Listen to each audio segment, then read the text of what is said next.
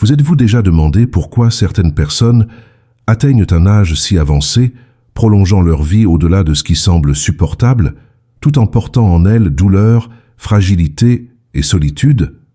C'est une énigme silencieuse, qui traverse les générations et touche de près de nombreuses familles. Certains n'y voient qu'un hasard biologique, une mystérieuse résistance du corps. D'autres se perdent dans des explications médicales. Mais la vérité est que cette question réside dans un territoire plus profond, celui de l'âme et du sens de l'existence. Victor Hugo, l'immortel poète et penseur français, disait que l'âme a des illusions comme l'oiseau a des ailes. C'est ce qui la soutient. Et c'est peut-être précisément ce point que beaucoup oublient de regarder. Vivre plus longtemps en soi n'est pas une punition. Le poids réside dans le comment l'on vit ces années prolongées. Quand le sens fait défaut, chaque jour devient une pierre de plus dans le sac à dos de la vie. Mais quand l'existence trouve un but, même le corps affaibli peut être un temple de sagesse et de lumière. Pensez un instant, le temps n'est pas seulement la mesure des horloges et des calendriers, le temps est aussi une leçon. Parfois, les jours se prolongent parce qu'il y a encore quelque chose à apprendre ou à partager.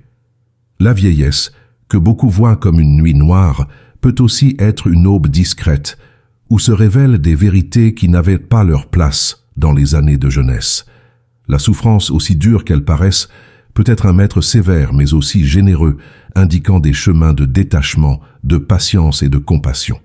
Hugo rappelait dans ses œuvres que la vie humaine ne se termine pas au tombeau, qu'il y a une continuité qui échappe aux yeux physiques.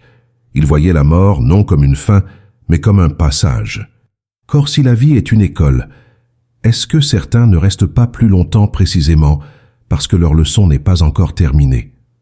Est-ce que les fils invisibles de l'existence ne prolongent pas certaines destinées pour que des apprentissages tardifs fleurissent, même au milieu de la douleur? Regardons les personnes âgées qui restent longtemps parmi nous, même affaiblies.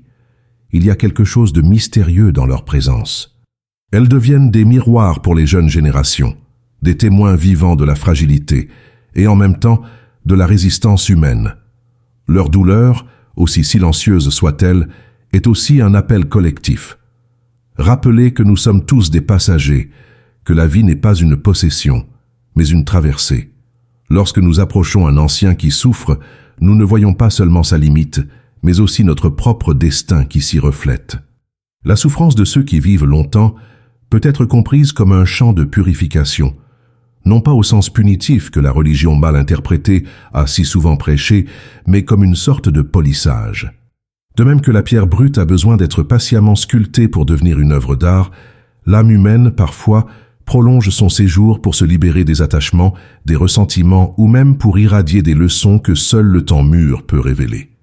Victor Hugo, avec sa vision spirituelle si en avance sur son temps, ne voyait pas la vieillesse comme un naufrage. Au contraire, il intuait qu'au cœur des plus âgés reposait une flamme que le monde moderne insiste à oublier. La flamme de la sagesse accumulée, de l'expérience transmuée en silence éloquent. Peut-être l'explication spirituelle de tant d'années ajoutées est-elle justement là, témoigner.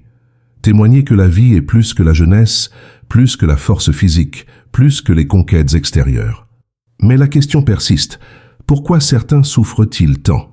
Peut-être parce que la souffrance est, dans certains cas, le langage par lequel l'âme apprend à lâcher ce qui ne lui appartient plus.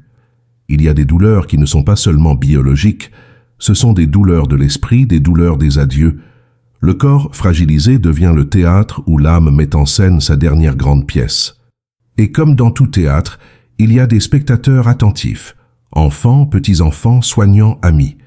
La souffrance d'une personne âgée qui reste en vie touche tout le monde, éveille la compassion, enseigne la délicatesse, révèle la valeur des gestes simples. Il est difficile d'admettre, mais l'humanité n'a pas encore appris à écouter pleinement ceux qui vieillissent. Nous vivons dans une ère qui idolâtre la rapidité, la jeunesse, l'apparence. Les plus âgés, surtout ceux qui souffrent, semblent être une gêne pour cette logique pressée. Et pourtant, ils sont le contrepoint nécessaire, un rappel que le temps véritable ne se mesure pas en productivité, mais en présence. Victor Hugo écrivait que « La vie est une fleur dont l'amour est le miel ». La personne âgée qui souffre est peut-être cette fleur déjà fatiguée, mais exhalant encore un doux parfum d'humanité qui nous invite à ralentir. Il y a donc un sens caché dans ce prolongement de la vie. Ce n'est pas un hasard, ce n'est pas une simple punition biologique. C'est une invitation à la contemplation, au respect, à la guérison. Beaucoup de personnes âgées vivent plus et souffrent plus parce que leurs âmes, même au milieu de la fragilité, portent un fil de lumière qui a besoin d'être partagé avec le monde. Et si nous avons des yeux pour voir, nous percevrons que chaque ride, chaque gémissement, chaque silence est un mot non dit d'un évangile invisible, l'évangile de la patience, de la résilience et de l'abandon. Et si nous considérions le prolongement de la vie non pas comme un fardeau, mais comme une seconde chance offerte par l'existence. Souvent, les années supplémentaires accordées à certains ne sont pas simplement chronologiques, elles portent en elles un appel silencieux. C'est comme si la vie elle-même, dans sa mystérieuse sagesse, disait « ce n'est pas encore fini ». Il y a en toi quelque chose qui doit mûrir, quelque chose qui doit être dit, quelque chose qui doit être laissé en héritage. Victor Hugo comprenait que la vie est un enchaînement de missions. Lui-même, même après avoir affronté l'exil, les douleurs personnelles et les pertes familiales, continuait à écrire comme quelqu'un qui dialoguait avec l'éternité. Sa plume ne se taisait pas car il savait, tant qu'il y a un souffle, il y a un sens. Cette même logique peut être appliquée à ceux qui vivent plus longtemps, même plongés dans la douleur. Le corps peut s'affaiblir, mais l'esprit, si souvent, garde encore un message inachevé. Imaginez un arbre centenaire. Ses branches peuvent être sèches, ses feuilles tombées, mais ses racines touchent des eaux profondes qu'aucune tempête n'a pu arracher. Il reste debout non par la force du tronc, mais par le lien invisible qu'il entretient avec la terre. Ainsi est la personne âgée qui demeure. Même si l'extérieur s'use, il y a en elle une sève intérieure qui nourrit encore. Souvent, cette sève est pour les autres, pas pour elle. La présence prolongée d'une personne âgée peut être un phare discret, montrant à la famille ou à la communauté des leçons qu'aucune théorie n'enseigne. Et la souffrance, où se situe-t-elle? Il faut la regarder sous un autre angle. La souffrance peut paraître injuste, mais dans de nombreuses traditions spirituelles, elle est vue comme un révélateur. C'est dans ces moments que l'ego, qui a toujours cherché le contrôle, la reconnaissance et la domination, commence à se dissoudre. La personne âgée qui souffre ne peut plus cacher sa vulnérabilité, et cela la rend transparente. C'est comme si la vie disait « Maintenant, il ne s'agit plus de ce que vous avez construit, mais de qui vous êtes en essence. » Hugo disait que « souffrir, c'est s'agrandir ». Cette phrase, si souvent mal comprise, ne glorifie pas la douleur, mais reconnaît qu'il existe un mystère à supporter l'inévitable avec dignité. Beaucoup de personnes âgées, même alitées, dégagent une sérénité qui impressionne. Leur douleur ne les diminue pas. Au contraire, elle les transforme en maîtres silencieux. Et ceux qui vivent avec elles apprennent, même sans mots, la patience, l'attention et l'amour inconditionnel. Combien de fois une famille entière n'est-elle pas unie par la présence d'une personne âgée malade? Combien d'enfants éloignés ne se rapprochent pas?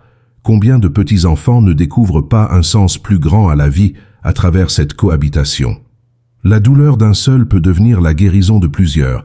C'est comme si le prolongement de l'existence créait des opportunités de réconciliation, de reconnexion, d'apprentissage collectif. Celui qui souffre le plus longtemps est peut-être, sans le savoir, un lien d'union pour ceux qui viennent après. Mais il existe aussi un autre aspect plus intime. La personne âgée qui reste longtemps peut porter en elle des souvenirs non résolus, des culpabilités non élaborées, des amours non exprimés. La vie, dans sa sagesse, lui donne plus de temps non pour la punir, mais pour permettre que, même en silence, ses énergies se dissolvent. Le pardon peut se produire intérieurement, même sans parole.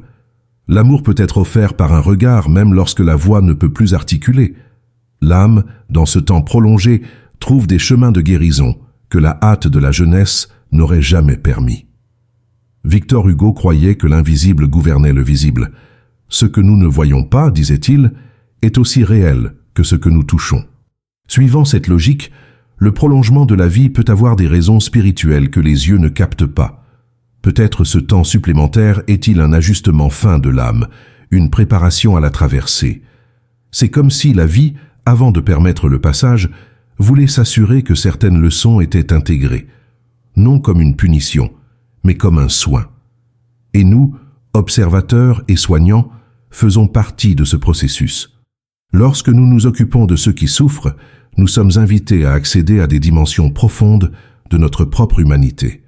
Nous sommes arrachés à l'égoïsme naturel qui ne désire que le confort et sommes appelés à l'altruisme, à la patience, à l'empathie.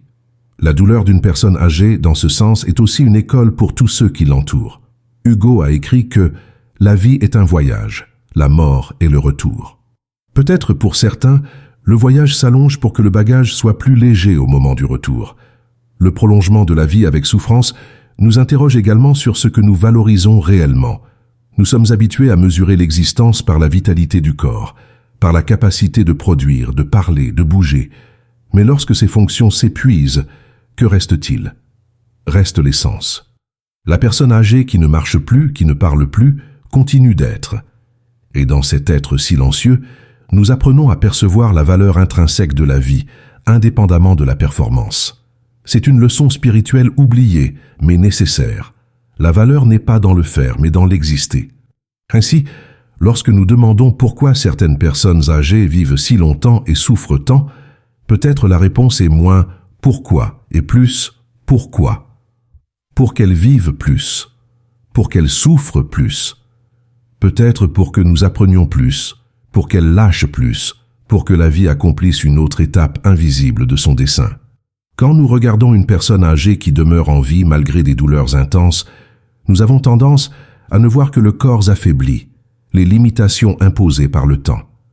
Mais, si nous avons des yeux plus subtils, nous verrons qu'un dialogue secret se déroule là, entre l'âme et l'infini.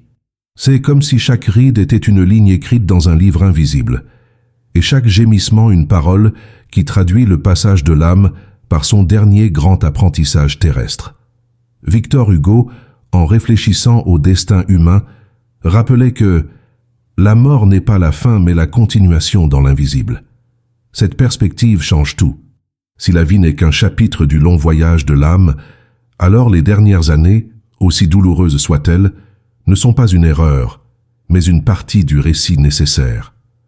La souffrance peut paraître une déviation cruelle, mais elle peut être en réalité le tournant de l'histoire, ce moment où tout se reconfigure avant le passage. Il faut se souvenir que la souffrance humaine ne se limite pas à la dimension biologique. Souvent, ce que le corps exprime est le reflet de quelque chose qui appartient au domaine de l'âme. Des souvenirs d'une vie entière, des douleurs émotionnelles non résolues, des culpabilités silencieuses ou même des amours non vécus peuvent émerger pendant cette période finale. Le corps, dans sa fragilité, devient la scène d'une purification, comme si chaque cellule dissolvait ce que la conscience n'a pas pu transmuter en mots ou en gestes. Et pourtant, il y a quelque chose de profondément mystérieux. De nombreuses personnes âgées prolongent leur vie non seulement pour elles-mêmes, mais pour les autres. C'est comme si elles étaient les gardiennes d'une leçon collective. L'enfant qui apprend à prendre soin, le petit enfant qui découvre la patience, la famille qui retrouve la valeur de la présence silencieuse, tous ces fruits invisibles sont issus de la douleur prolongée d'une personne âgée. Sa souffrance devient la graine de la transformation pour ceux qui l'entourent. Ce n'est pas un hasard si tant de familles ne retrouvent leur unité qu'autour du lit de quelqu'un qui semble résister à l'appel du départ. Hugo disait que être bon est facile, le difficile est d'être juste. C'est peut-être ce que le prolongement de la vie dans la souffrance enseigne. La justice du temps n'est pas la justice des hommes. Nous, de l'extérieur, jugeons les jours de douleur comme un gaspillage, mais pour le mystère de la vie, ces jours peuvent être indispensables. Il y a des réconciliations qui ne mûrissent qu'à la limite. Il y a des tendresses qui ne fleurissent que lorsque le temps semble rare. Et il y a encore l'aspect du détachement. Tout au long de la vie, nous nous attachons à des rôles, à des personnes, à des conquêtes, à l'idée même d'identité. Mais dans la vieillesse avancée, quand le corps ne répond plus, ces attachements tombent un à un. C'est comme si la vie, dans sa sagesse pédagogique, enseignait à l'âme à se détacher, pour que le passage soit plus léger. La souffrance peut être, en ce sens, une école de détachement, dure mais nécessaire. Pensez à la flamme d'une bougie. Au début, elle est forte, ferme, elle éclaire avec vigueur. Avec le temps, elle diminue, vacille, s'éteint presque. Mais c'est précisément dans cette oscillation finale que la flamme révèle sa délicatesse, sa vulnérabilité, sa beauté la plus pure. Ainsi en est-il de la vie de ceux qui restent plus longtemps. Même dans leur fragilité, ils portent une lumière qui, paradoxalement, éclaire ceux qui les observent. La flamme affaiblie est souvent la plus révélatrice. Victor Hugo croyait que la douleur humaine n'était pas vaine. Il voyait dans la souffrance non une punition, mais un canal d'expansion de la conscience. En écrivant sur la misère, l'injustice et la perte, il révélait que la douleur pouvait se convertir en poésie, en transcendance. De la même manière, la douleur d'une personne âgée peut se convertir en témoignage spirituel. Ce n'est pas seulement de la souffrance, mais une sorte de dernière offrande au monde, montrer que la vie continue d'avoir de la valeur, même lorsqu'il n'y a plus d'utilité. Et c'est là l'une des plus grandes leçons oubliées. Nous avons été conditionnés à croire que la valeur de la vie réside dans le faire, le produire, le conquérir. Mais la vieillesse prolongée nous montre que la vraie valeur est dans l'être. Même sans parole, sans mouvement, sans mémoire, une personne âgée continue d'être. Et cet être silencieux est, en soi, un maître. Il nous enseigne que la dignité de la vie ne dépend pas de la vitalité du corps, mais de l'essence qui ne s'éteint jamais. Quand une personne âgée souffre pendant des années, elle offre peut-être au monde une dernière leçon d'humilité.